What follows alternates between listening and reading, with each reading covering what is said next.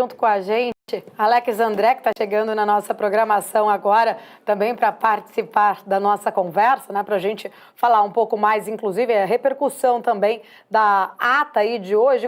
Agora sim, o Alex está aqui com a gente já pronto. Bom dia, Alex, bem-vindo. Bom dia, Paula, bom dia, Ariane, bom dia a todos. Muito bom.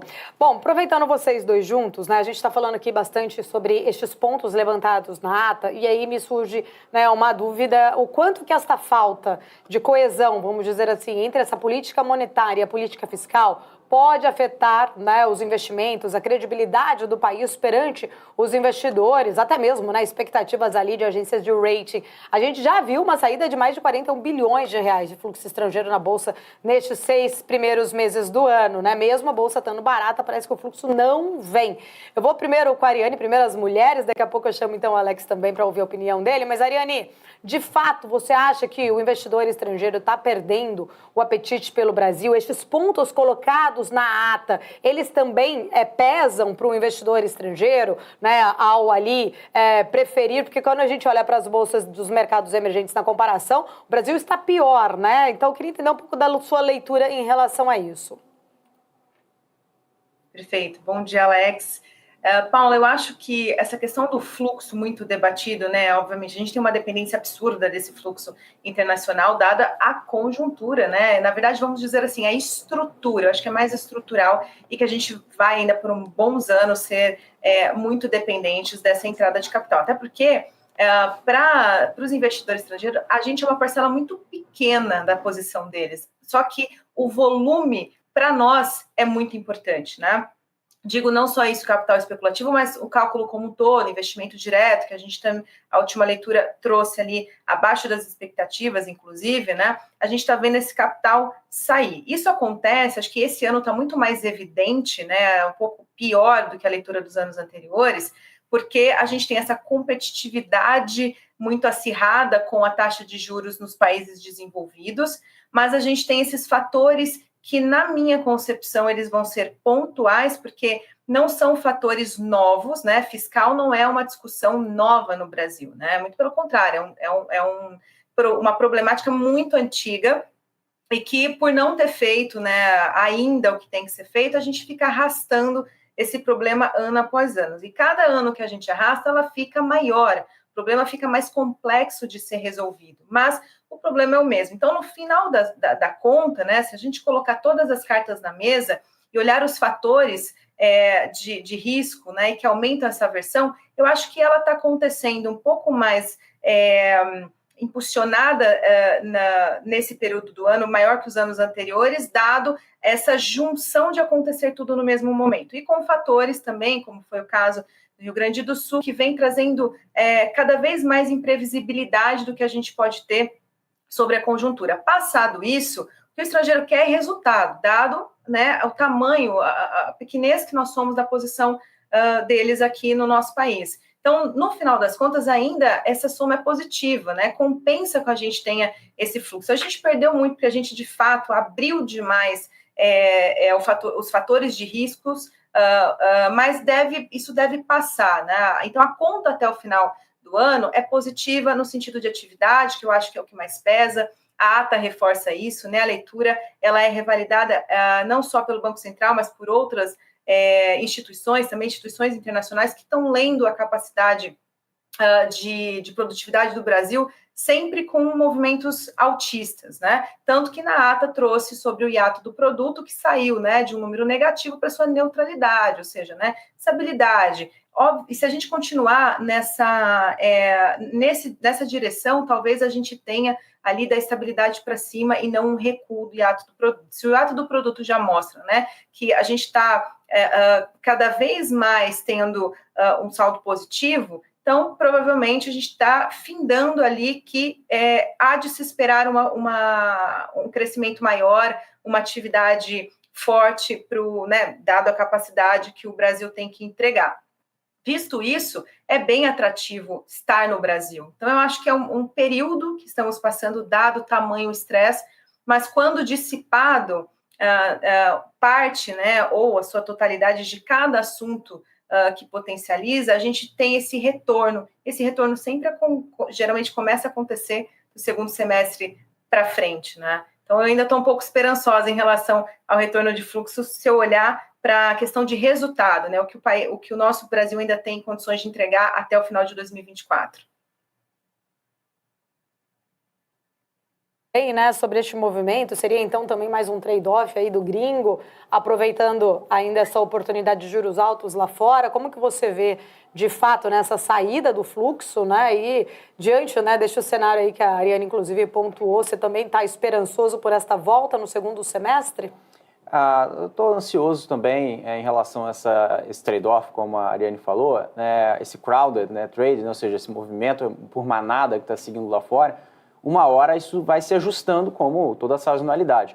Mas como as devidas explicações desse movimento, que você até fez a primeira pergunta para a Ariane, e eu respondendo aqui, complementando, né, a resposta que ela nos disse em relação a quais são as implicações, eu acho que a principal visualização que nós podemos ter todos os dias é a curva de juros.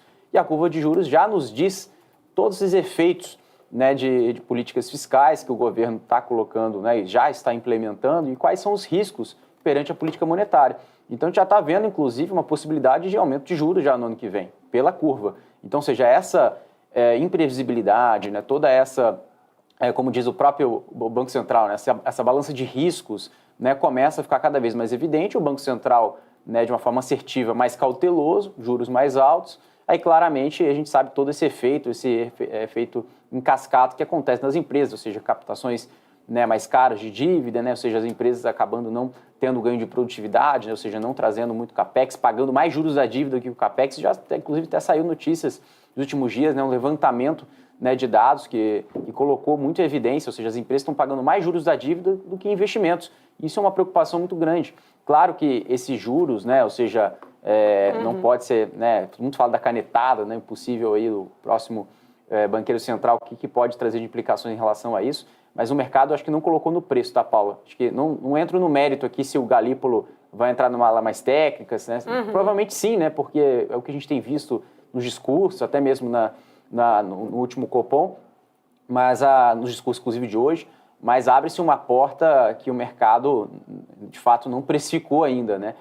Pode precificar muito bem, já no ano que vem, ou não, né? Em relação a essa decisão. Mas isso seria uma segunda derivada. O que eu coloco como a principal explicação, o Brasil ele entrou numa seara muito negativa devido às suas próprias consequências, né, de atitudes que foram mal tomadas, né, do próprio governo federal. E estão assumindo uma consequência, naturalmente, que o mercado vem colocando esse ponto.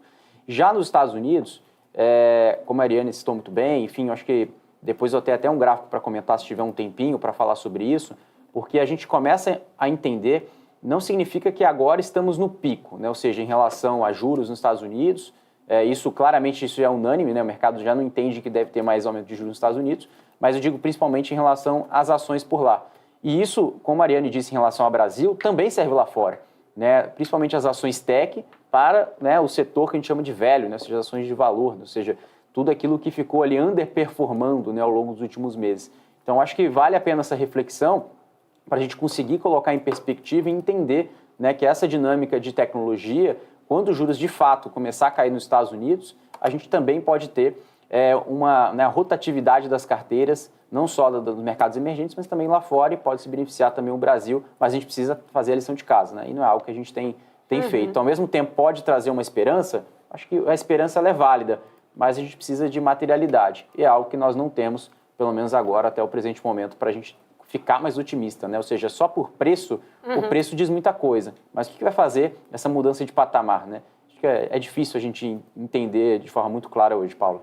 Maravilha. Alex, Ariane, quer só complementar algum ponto antes da gente encerrar aqui a nossa conversa? Fica à vontade.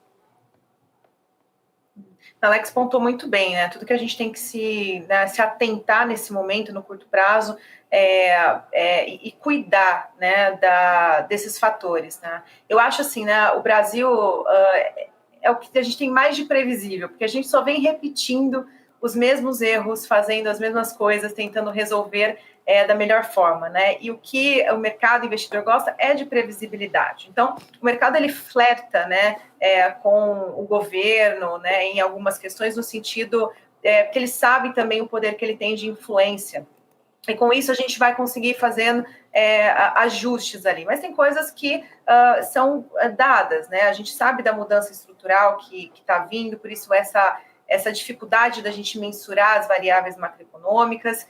Mas quando a gente vai para o setorial, nesse momento a gente tem a implicação dessa função, dessa questão de resolução de fiscal, que o governo tomou por solução imediata, primária, de arrecadação, né, que você acaba apertando a atividade, você acaba desestimulando, isso também é um fator de deixar a gente pessimista nesse sentido, para tentar salvar. Só que, do outro lado, essas medidas também vão trazendo um pouco mais de confiança em relação à dívida, né, e a dívida PIB é o principal termômetro, né, que a gente utiliza ali para medir a febre de confiança, de aversão a risco do investidor. Então, é como se a gente tampasse um buraco, mas abrisse outro, né? Então, a gente está, e por isso, sempre com os mesmos problemas, sempre lidando com soluções que, enfim, não resolvem. E a gente fica empurrando ano após ano. Mas, no final, de fato, acho que o ponto maior é resultado, né? Então, se a gente tem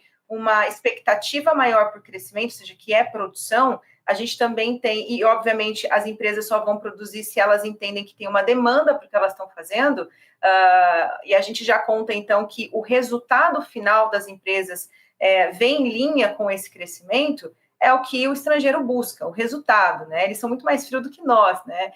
Então a gente é um pouco mais emocional como brasileiro.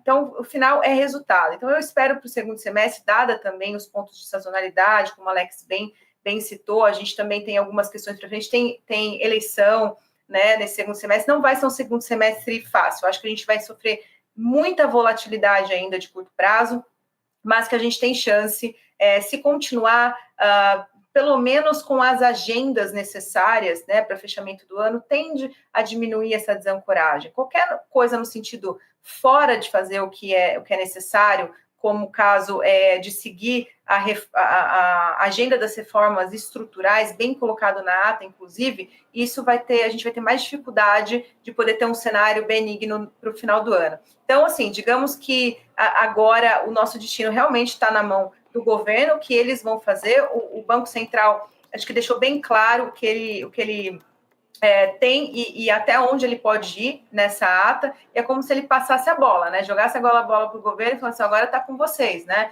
Vocês têm que fazer todo o trabalho necessário para essa estruturação do fiscal cumprir pelo menos as metas estipuladas ou se aproximar até ela e não fazer nada que se desvie muito desse caminho, porque senão a gente vai ter um problema muito maior para os anos subsequentes, principalmente.